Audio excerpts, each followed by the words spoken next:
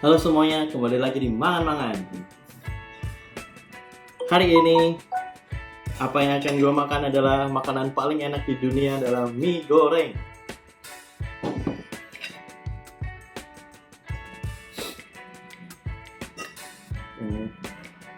Ini pakainya Indomie goreng, Indomie goreng.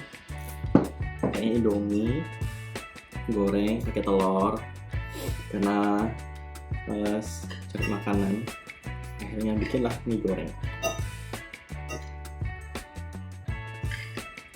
Dan ini 2 porsi.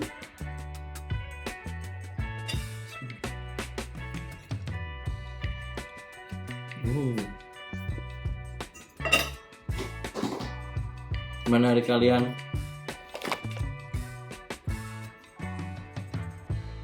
Usaha kalian hari ini menyenangkan, happy.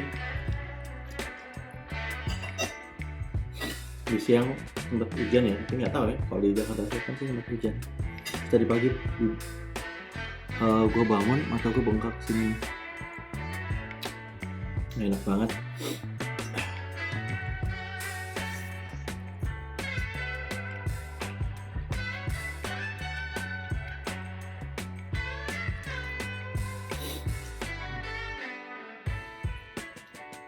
Kalian teman-teman ada yang ngikutin The Glory kah?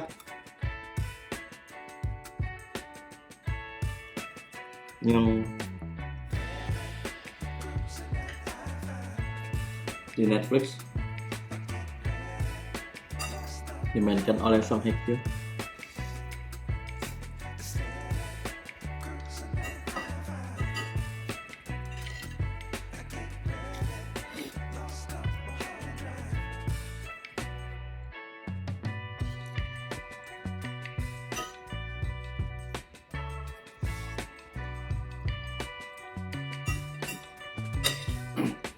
Dua hari lagi akan tayang. Apakah, tapi nggak tahu ya, tayangnya cuman 2 episode atau langsung di-group gitu dari episode 9 sampai 16 kah? Karena biasanya kalau serial Korea itu cuma 16 episode.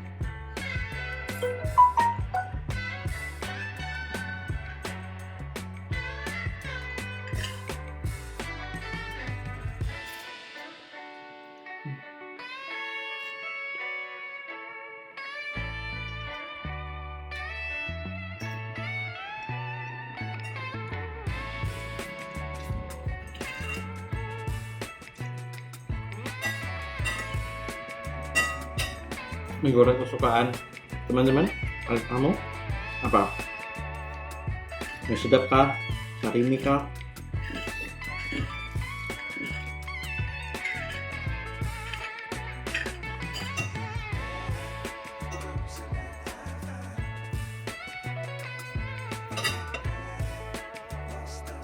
Gue Indomie ya. Dan Indomie di setiap negara rasanya juga beda-beda. Sambil makan, sambil kita cari tentang Indomie goreng, sejarah Indomie goreng.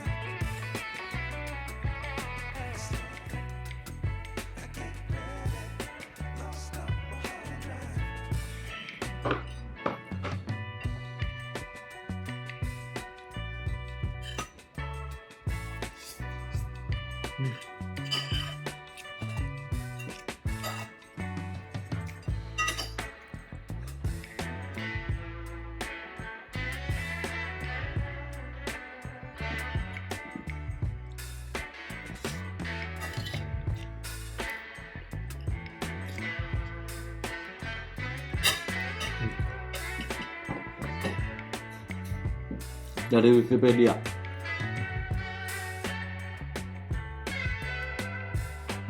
Indomie goreng ini diproduksi oleh Indofood CBP, anak perusahaan dari Indofood di Indonesia. Indofood sendiri memiliki produsen mie instan terbesar di dunia dengan 16 pabrik. 15 miliar paket Indomie diproduksi setiap tahun.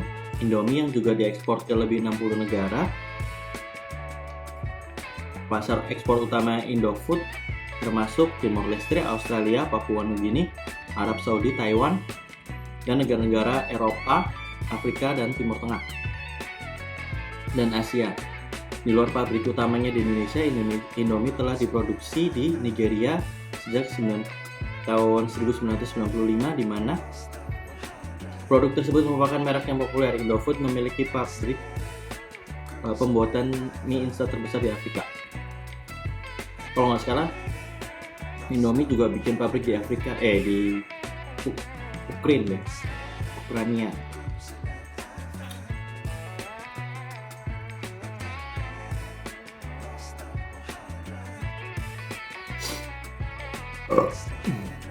Pemilik Jangkar Jati Group dari tahun 1972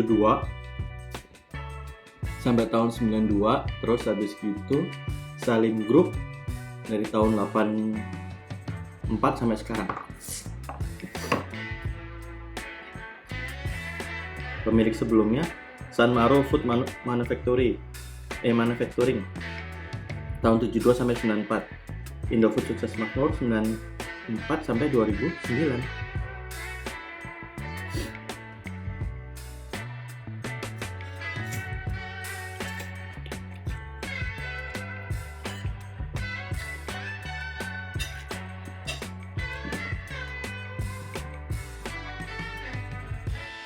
Jargon Indomie seleraku. Ini sejarahnya, panjang juga nih sejarahnya.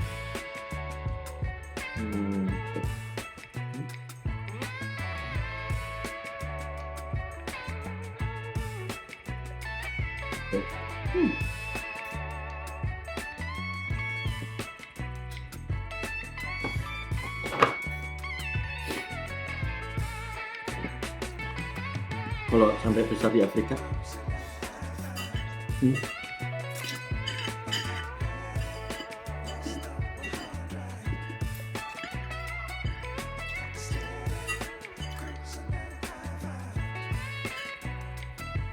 sempat viral tuh ya, Indomie, orang jualan Indomie di Afrika yang untung besar.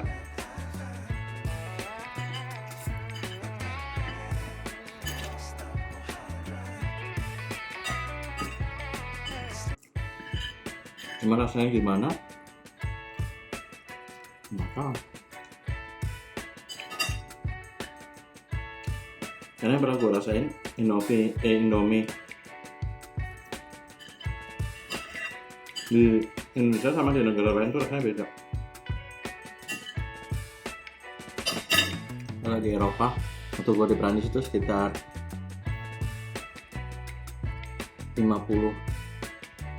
sen, 50 sen euro atau 1,5 ya.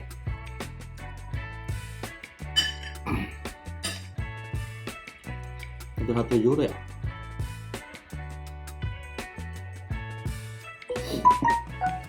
Kalau di sini harganya 5 kali lipat aja.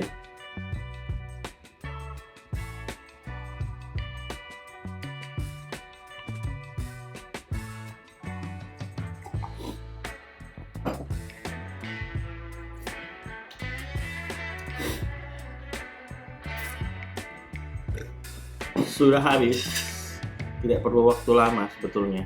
Dulu ya, ini mah 2 menit 3 menit mah cepet habis, bisa habis nih.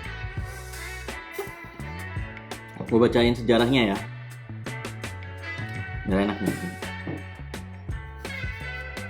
Nggak bisa nyampe kamu ya. Merek Indomie pertama kali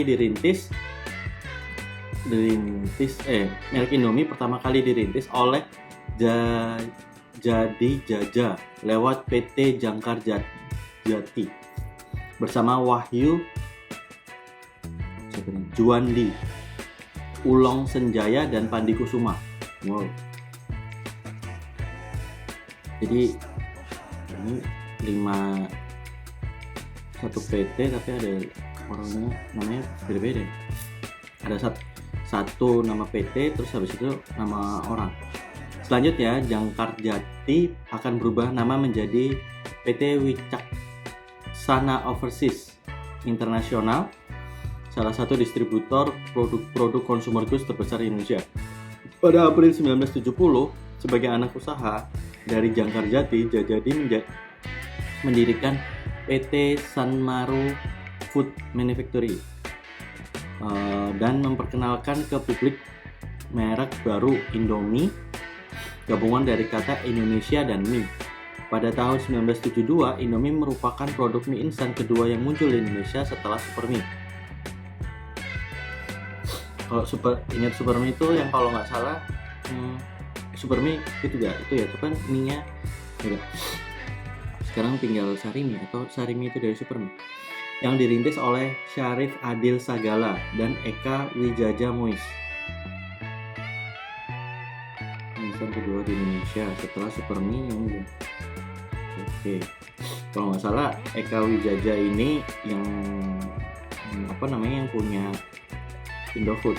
Berarti dia dulu saingannya. Supermie yang dirintis oleh Syarif Adil Sagala dan Eka Wijaja Muiz. Produk awalnya hanya rasa kaldu ayam dan udang. Dan hingga awal 1980-an, Supermie dan Indomie menjadi duopoli di pasar.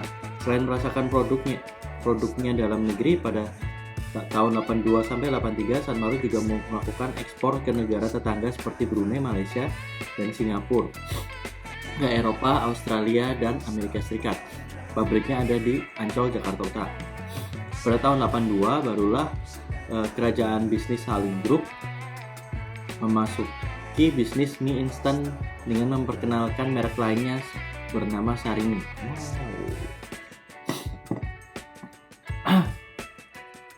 Awalnya mengingat pada saat itu posisi Salim yang kuat bahkan memonopoli perdagangan terigu dan bogasari. Salim menginginkan merek Indomie yang populer itu agar berpindah kepadanya. Salim saat itu selain itu pada saat itu Indonesia sedang mengalami swasembada padi sehingga pabrik Sarimi menjadi kelebihan operasional. Diharapkan jika Indomie mau bekerja sama dengan Sarimi, maka Salim Group tidak perlu merugi. Namun Jaja menolak keinginan itu. Respon Salim adalah membesarkan produk Sariminya dengan agresif dengan banyak iklan dan promosi, sehingga bisa meraih 40% dalam waktu cepat. Melihat keperkasaan Salim Group, Jaja pun melunak dengan tawaran baru dari Salim pada tahun 84. Keduanya sepakat untuk membentuk perusahaan patungan bernama Indofood Interna Corporation. Di sini Jaja dan rekan-rekannya mendapat 57,5 dan Salim 42,5% saham ya. Lalu pada 30 Agustus tahun 86, saham PT Sanmaru yang memproduksi Indomie diambil alih oleh PT Indofood Interna, serta selanjutnya diakuisisi PT Supermie Indonesia. Dan pemegang saham pada saat itu PT Sanmaru sudah punya dua produk yang populer, yaitu Indomie sejak tahun 83 dan Ciki, dua makanan ringan yang populer di kalangan anak-anak. Untuk Indomie sendiri saat itu sudah memiliki beberapa varian seperti kari ayam, sop sapi, dan mie goreng. Menjelang tahun 86, Indomie sudah memiliki 4 pabrik, yaitu di Jakarta, Ancol, Medan, Surabaya, dan Palembang, dengan karyawan pada saat tahun 90 mencapai 2.900 orang. Wow. Entah bagaimana, kemudian saham Jaja dan rekan-rekan di PT Indofood Interna seluruhnya menjadi kekuasaan Salim. Menurut Antoni Salim, saham itu bisa menjadi milik mereka karena Jaja dan rekan-rekannya sibuk berkonflik, sehingga Salim dapat mencari untung di saat itu. Waduh, ini pasti orang Chinese sih ya.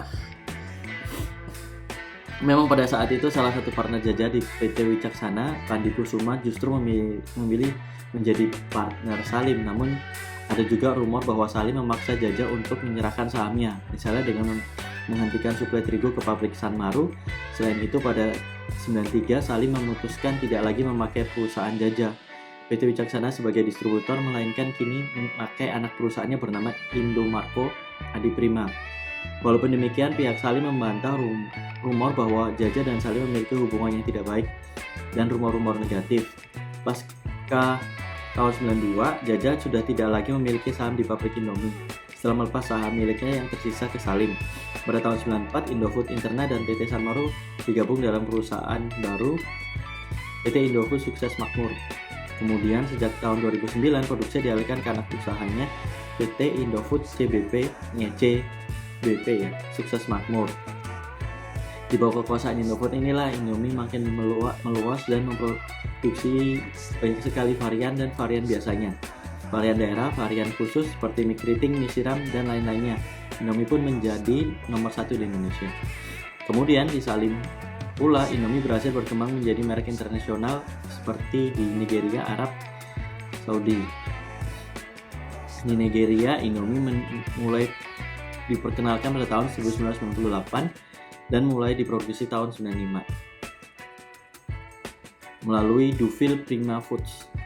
Sedangkan di Arab Saudi, Indomie pertama kali diperkenalkan pada tahun 86 dan pabriknya dibuka pada tahun 92 dengan diproduksi oleh Pinehil Arabia Group. Pasca kejatuhan Orde Baru, Jaja tampaknya berusaha mengambil peluang dengan kondisi masyarakat yang tidak menyukai Kroni Soeharto. Pada tahun 17 Desember 98, ia menggugat Indofood ke pengadilan karena ia merasa telah dipaksa menjual sahamnya dan mereknya di PT Indofood Interna dengan harga rendah. Jaja juga menuduh Salim telah memanipulasi kepemilikan saham agar sahamnya semakin mengecil. Menuntut ganti rugi 620 miliar, Jaja kalah sampai banding di Mahkamah Agung. Kalah dari Salim, Jaja lebih memilih untuk melanjutkan bisnis pabrik di mie instan baru yang sudah dirintis sejak tahun 93 di bawah PT Jakarta Tama yang memproduksi mie Gaga dan dulu pernah memproduksi produk bermerek mie Chihiko di bawah Salim Group. Sejak tahun 84 sampai sekarang, Indomie tetap sukses dan dikenal luas masyarakat Indonesia maupun luar negeri. Kasian sekali ya. Harusnya yang kaya raya ini si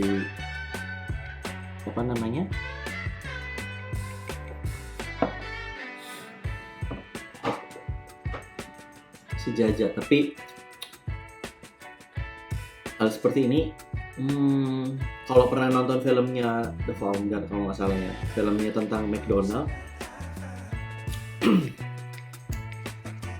atau ya McDonald itu kan juga seperti itu sebetulnya.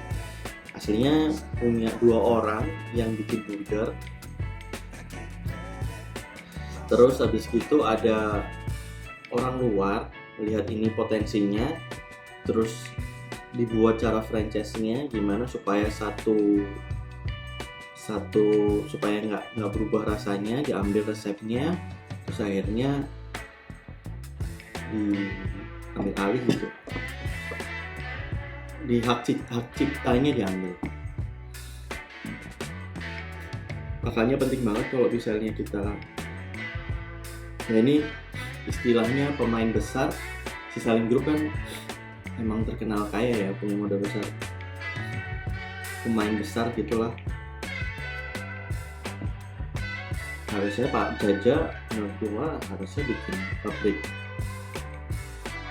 terigu ya, supaya dia bisa ini bisa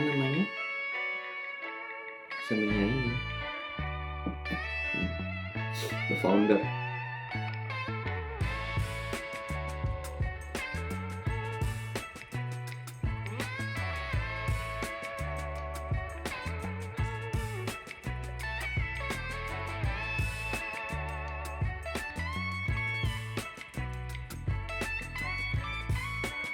Aduh, bang sekali.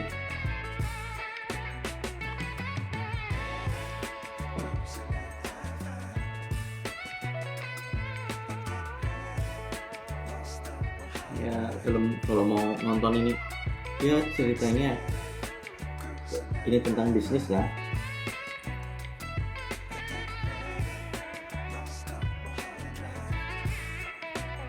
Kisah nyata Ray Kroc dan kontribusinya dalam memimpin dan mengatur restoran cepat saji McDonald.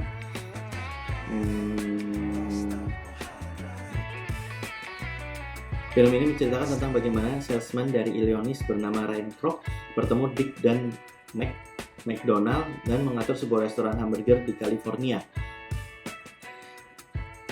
Pada tahun 50-an, Kroc mengatur strategi dalam posisinya mengendalikan perusahaan mereka yang tumbuh menjadi salah satu restoran cepat saji yang terkenal di dunia. Kroc membeli perusahaan tersebut sebesar $2.700.000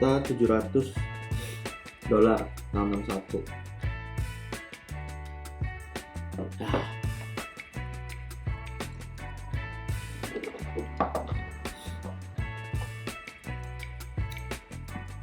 Orang yang cukup sukses untuk jual beli perusahaan itu Elon Musk kalau nggak salah ya. Maksudnya Elon Musk itu dulu yang bikin PayPal itu kalau nggak salah ya Elon Musk. Benar nggak ya?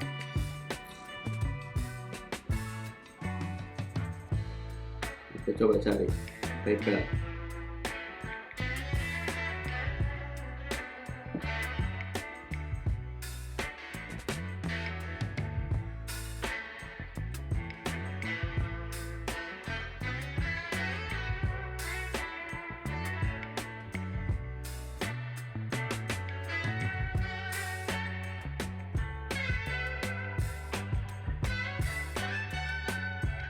Oh bukan deh, bukan.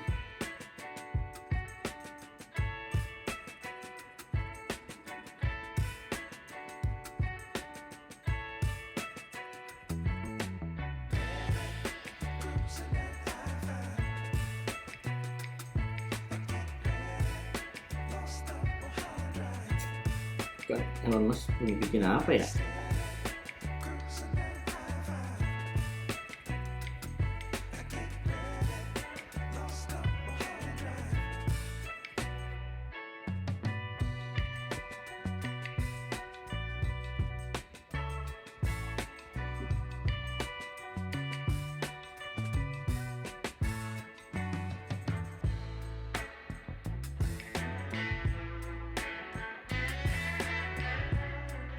Oh iya itu.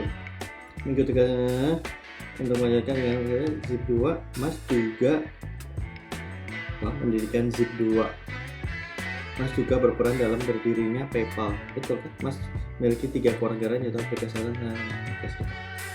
Terus PayPal itu dijual, terus dia bikin lagi apa dan sebagainya. Tapi nggak semua barang atau produk yang kita ciptain itu bakalan berhasil ya.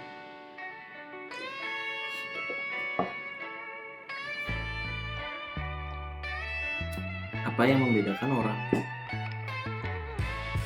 yang bisa sukses atau unggul gitu ya dengan orang-orang lain? Selain pastinya ada kerja keras, tapi juga ada keberuntungan. Nah kalau kerja keras tapi nggak ada keberuntungan, garis tangan gitu ya, kayak Pak Jokowi. Kerja kerasnya ada keberuntungannya juga. Kalau nggak beruntung dia nggak bakalan jadi presiden. Kayak Pak Prabowo, kerja kerasnya ada, cuman kurang beruntung aja.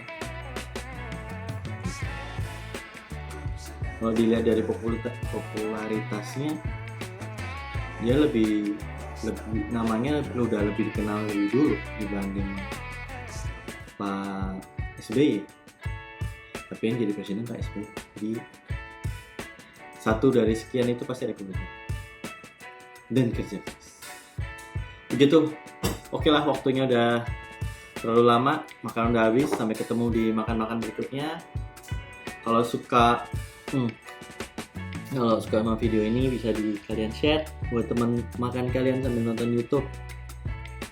Plus like, comment, dan jangan lupa subscribe Ambia Channel. Sampai ketemu di makan berikutnya. Bye bye.